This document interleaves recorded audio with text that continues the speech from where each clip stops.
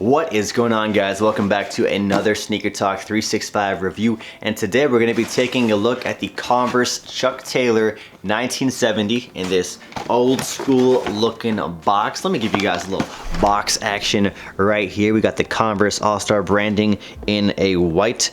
We have the box a little beat up over there. Here we have it. This is the colorway I have. It's a dark burgundy colorway, and smack these. Let me take them out of the box, and voila.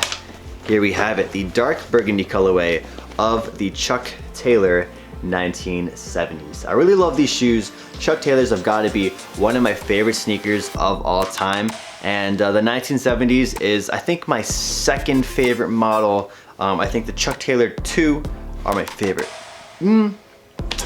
The Converse All-Star Modern are really good too, like the luxury ones. I keep burping, sorry. But yeah, these are really great. And if you're looking for a great shoe on a budget, these often go on sale, which is actually why I picked these up. These were on sale for about half price. Retail price was, let me see what the price was here. Retail price was 90 Canadian dollars. I think that's about 60 or 65 US, and I picked these up for $35 Canadian plus tax during the Black Friday sales last month in November. So let me give you guys a quick little rundown of the Chuck Taylor 1970. One thing I really like about these sneakers in particular is that they age really well. If you're a fan of sneakers that, you know, continue to look good the more you wear them, or you can beat them up and not feel bad about them, Chuck Taylors like the Air Jordan 1s or Vans are sneakers that will definitely fit that criteria. Now, when it comes to the color scheme of this shoe, it's really simple, definitely a great fall color. You know, burgundy maroon is very popular this time of the year. And then the way that the cream accents on the midsole complement the upper of the shoe, really good. Like, they could have gone with a white, they could have gone with like a paper white if they really wanted to for the shoe, but instead they opted for this like vintage cream. So let me just bring the shoes up close for you guys. The cream looks really good on the shoe, gives it a more vintage kind of look, a retro kind of look. Even the laces are that cream color. It's not a pure paper white, so I'm a huge fan of that. Now, in terms of comfort and sizing, Converse usually get a bad rap for being quite uncomfortable, but you know, you gotta be fair considering there isn't too much technology that goes into them. So if you are owner or previous owner of the regular Chuck Taylors, these are a slight upgrade from the regular Chuck Taylors. The sole that they put inside of the Chuck Taylor 1970 is actually pretty nice. Here's a little look at the sole, and as you guys can see, there's a good amount of padding to it. I just want the camera to focus. Come on, camera.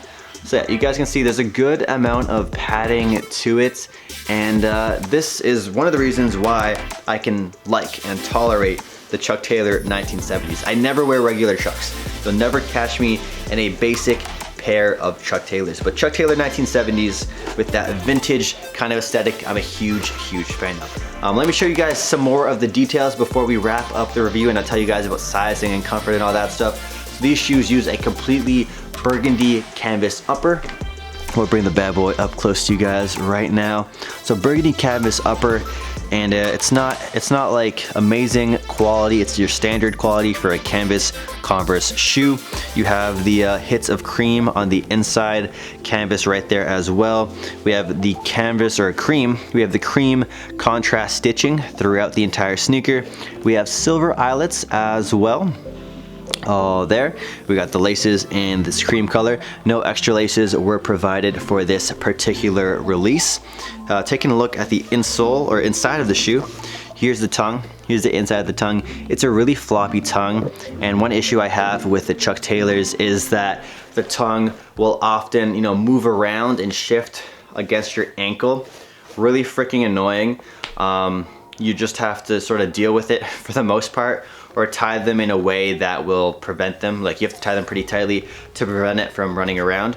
I also like to tie the laces like around the back of the shoe. You have to have the bottom, or you have to have the top two eyelets not filled in, but I like to tie it like that all around. And then taking a look at the patch, on the inside portion, you have the Converse patch right here, stitched in with a black contrast. And then on the bottom of the shoe, here's a look at the outsole. Your basic Chuck Taylor outsole, nothing crazy, nothing too high tech. And then taking a look at the license plate. This is the license plate of the shoe. Look at the booty. It says Converse All-Star, has a few stars, Chuck Taylor. And yeah, in terms of sizing, comfort, I would recommend going a full size or a half size down. Chuck Taylor 1970s, you can actually get away with going a full size down. I'm usually size 10 for reference in my Nike sneakers and my Jordans and my Adidas. And I went with a size 9.5.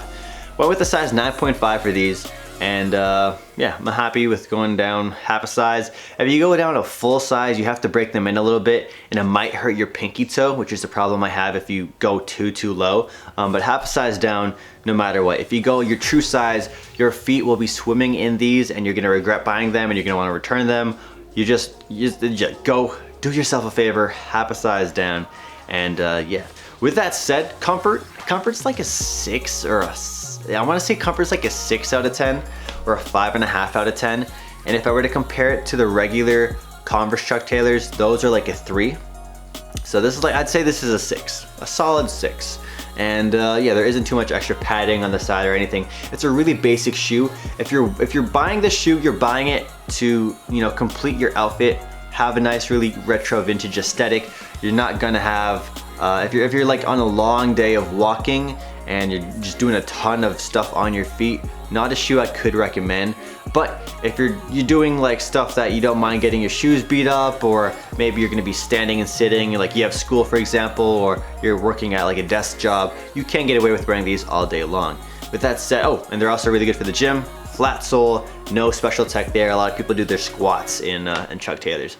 With that said, let me know what you guys think about today's review. It was surprisingly laid back and not too many edits needed to be made. I pretty much filmed all of this in one take. So Natty, if you're editing this, I'm happy. I hope you enjoyed the easier editing job. And if you guys made it to the very end of the video, let me know your thoughts on this colorway, the dark burgundy Chuck Taylor 1970s, and your thoughts on the Chuck Taylor 1970 in general. Have you tried a pair? Do you not like them because they're not comfortable? Let me know your thoughts and opinions in the comment section down below. And of course, smash that thumbs up button. It helps me out a ton.